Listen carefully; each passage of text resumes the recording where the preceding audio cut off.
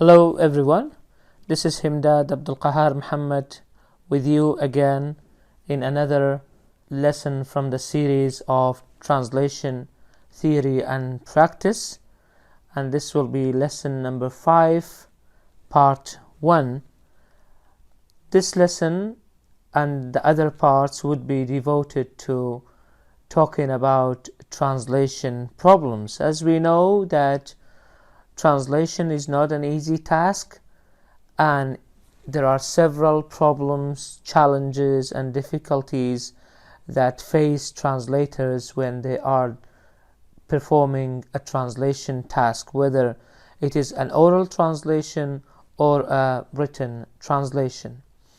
In this part of lesson 5, we will be focusing on the types of problems, the categories of the problems, and then we will try to start step by step from some simple general problems that usually translators face, and then we go on to more complicated issues within language. We have to know that translation problems or translation difficulties and challenges are not of one type. There are different types and different categories of these problems, difficulties and challenges. In general, we can say that we can categorize and classify the problems into 4 main types. The first one is linguistic problems, stylistic problems, cultural problems, and logistic problems, or sometimes called technical problems. If we just start from the bottom to up and talk about logistic or technical problems. For instance, when a translator is asked to provide a simultaneous translation or interpretation service to an event, if the headset, if the mic is not working, if he does not receive a clear sound, or if there is any technical problem from the equipments that he is using while he is doing that, this has nothing to do with language and nothing to do with culture, nothing to do with stylistics. It is only a technical issue, it is only a logistic issue, but we consider it as a translation problem. So what should translators do if they face such a problem, if they face such a difficulty? For this type of translation, that's to say simultaneous translation or sometimes consecutive also, you should have somebody who is responsible for taking care of the logistics, of the technicality of the issues. So in case you had any technical problem, any logistic problem, you address that issue to that specific person in order to solve that problem. Now, as we have finished from logistic, then we come to the beginning, or to the first important issue and problem that most translators face, and this is called linguistic problems. By linguistic problems, we mean the problems that translators face at all levels of language, starting from phonology, morphology, syntax, meaning, pragmatics, and all that is related to language issues. So, as we know, when we are talking about translation, we are talking about 2 languages at least. One of them is the source language, the language we translate from, and the other one is target language, is the language we translate into. And definitely, languages are different from each other. There are differences, or there are discrepancies, as we can call them. So we call these problems that we talk about in this part, and maybe other parts later on, linguistic discrepancies. That's to say, linguistic differences. If we talk about the first problem that translators face in linguistic discrepancies, or due to linguistic discrepancies, the first thing that comes to mind is the difference in sentence structure. Definitely, each language has its own special sentence structure. That's to say, the word order, the ordering of the parts of the sentences. Let's take an example in order to explain it more. in an English sentence like John came late. You see that John is the subject and came is the verb coming in the second position, and late is an adverb of time that comes at the end. Look at this order of words, how they are arranged and which slot and position each of these words take. And when it comes to translating this simple sentence into Kurdish or into Arabic, we have to take care of the fact that each language has its own special sentence structure.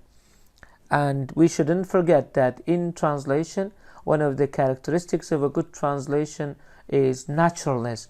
We have to choose a sentence structure that is natural to target language readers. So, if we translate this simple sentence into Kurdish, for example, we have to say John drank hat. John is the subject, drank is the adverb of time, and hat is the verb. We see that hat, the verb, comes at the end because Kurdish is a verb-last language. Naturally speaking, Kurds put the verb at the end of the sentence. If we translate the same sentence into Arabic, for example, we see that the best translation for this simple sentence would be Ja'a John mutaakhiran. Look, as we see that Ja'a is the verb. Now, the verb is coming at the beginning of the sentence. So in English, the verb is in the middle. In Kurdish, the verb is at the end. In Arabic, for example, in this sentence, the verb is at the beginning of the sentence. So this difference or discrepancy between languages in sentence structure sometimes causes problems and difficulties for translators. So translators must be aware of this fact that when they translate something, when they translate a text or a sentence or any stretch of language from source language to target language, they have to think of the grammar of the sentence structure of their target language. Another problem that we face is called capitalization. Capitalization might be related to English language more specifically, but when we come to a situation where we need to translate an English text into Arabic or into Kurdish, we have to know that capitalization makes a difference. There are several words in English that if they are written in capital letters, they mean something, but when they are written in small letters, or it starts with a small letter, it means something totally different. For example, China, when it is written in capital C, it means the country of China, or it refers to the country. But when the same word starts with a small c, then it means a plate, especially a plate that's made in China. Another example would be Hamlet. Hamlet, when it is written in capital letters, it refers to a proper noun, a person. It refers to a play by Shakespeare or a character. But when Hamlet is written in small h, it starts with a small h, it means a small village. A more clear example would be God with capital G and God with small g. God with capital G, it refers to Allah, the Almighty, Khuda or Allah. But when God is written in small g, then it refers to Ilah or Khudawand, or anything that you worship. And the other difference is that God with capital G cannot be pluralized, but God with small g can be pluralized. We can say gods. And God with capital G does not have a gender difference between male and female, while God with small g, we have God and goddess for female. The other example would be mass, M-A-S-S with capital and M-A-S-S with small. When mass is written in capital letters, it refers to a religious ritual of the Christians, usually done inside a church. But when mass is written with small m, It may mean any collective activity. It may mean mass media or mass communication or mass prayer. So anything that is done in a collectively or with a group of people. Another linguistic problem that refers to the differences between languages or linguistic differences or discrepancies is related to the spelling of words, especially when it comes to spelling of proper names, nouns, and name of countries and cities. We have to take into consideration that sometimes when we get a text from Kurdish Arabic to translate into English, or vice versa, a text in English to be translated into Kurdish or Arabic, it definitely contains nouns of people, it contains names of countries and cities. So we have to be aware, and translators have to be aware of the differences of spelling. For example, if you have a text in English that contains the names of Plato and Aristotle, for instance, you cannot translate Plato as Plato into Kurdish, or Plato into Arabic, Aristotle into Kurdish, and Aristotle into Arabic, because people will not understand who are you referring to. And the counterpart of Plato in Kurdish and in Arabic is Aflatun, and Aristotle is Aristo. When it comes to the name of the cities, name of the countries, and name of maybe rivers also, then the same thing happens. For example, if you have a text that contains the word Tripoli, if you translate it into Kurdish or into Arabic, you have to say Tarablus. Damascus, Dimashq, Aleppo, Halab, and many other examples that spelling also might be challenging or might be difficult for translators. So translators have to take this into consideration as well. If we talk about another issue that translators face, is related to whether the sentence you're translating or the structure you are dealing with is passive or active. Passive, where usually the subject is not known; active, where the subject is known, but it's not only about subject, it's about the structure, it is about the auxiliary verb used, and it is about the conjugation of the verb. For example, if you have a text like this or a sentence like this, the meeting was postponed. The meeting was postponed is passive construction. It is not past, it is passive. There is a difference. Sometimes translators confuse between what is past and what is passive, because if you look at it, there is was and there is ed at the end. There might be confusion that this sentence is past, but in fact it is a passive construction. So for a good translation of this sentence would be Kobunawaka dua khra.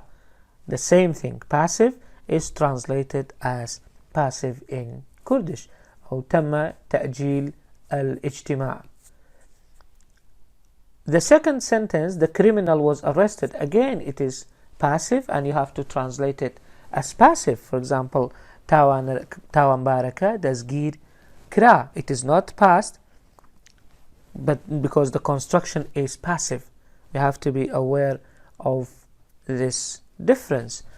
But sometimes you might come across sentences even though they are passive, but they don't make sense in the target language, or they are not natural to target language. Because, as we said, every language has its own peculiarities and special systems. So, in some concepts cannot be expressed in passive or not naturally expressed in passive. If we take, for example, this sentence, Ramadan was fasted by Muslims, this is not very common, neither in Arabic nor in Kurdish, to use the word fast or barojubun or siyam in the passive construction. So the best solution, even though the source language text is structured in passive, sometimes you have to change it into active. Into active voice, we can say Musulmanan la Ramazan da baroju dabin. يصوم المسلمون في رمضان. Another issue, again related to linguistic discrepancies or language problems or linguistic challenges, is words that have multiple meanings or multi-meaning words that have more than one meaning, more than one usage. A good translator must be aware of this fact also. A very simple example would be a word like department. Department in Kurdish means bash. In Arabic it means qism. But if you have a text that's written in English and you have an expression like Department of State, and especially if that text is American English, department in American English and in this context means wazarat or wizara. Wazarat al-Kharijiyya, wazarati darawa, Department of State. See, so the word department has more than one meaning and the meanings are different from each other. Another example, if we want to search for a word that is equivalent to ragayandin or al-i'lam, we have many options. For example, mass media, wasail al-i'lam, dەکات ragayandin. For example, faculty of mass communication, کۆلیژی ragayandin. Ministry of Information, وزارة الإعلام, وزارة ragayandin. See, so multi-meaning words sometimes also cause problems and challenge for the translators. So a good translator, we said, must be bilingual, so he must know as much meanings as possible of the words. The last problem, linguistic problem that we talk about in this part would be about pluralization. Whether it is a condition if a word is plural in the source language to keep it plural or translate it as plural in the target language or not. It is not the case. It is not always necessary if something is plural in the source language to make it plural or to translate it as plural in the target language, because as we said, languages are different from each other. In a very simple sentence like I love dogs, I love dogs can be translated as min sagam khoshdewe. Sag is singular, while in the English one it is plural, because if you said min sagakanam khoshdewe, that will not be natural. The second example will be I like fruits. I like fruits. Min hazm lamiwa is a good translation. Miwa is singular in the target language, while in the source language it is plural. I don't like old cars. Min hazm l'automobili kon niya. See, cars is plural in the source language. Automobile is singular in the target language. So sometimes translators face challenges and difficulties, and even they commit mistakes in having this misconception that whatever is plural in the source language must be plural in the target language. That's not the case at all, because languages are different, as we can see from these examples. Thank you very much for listening, and I hope that you will stay tuned with us for the future videos. Thank you.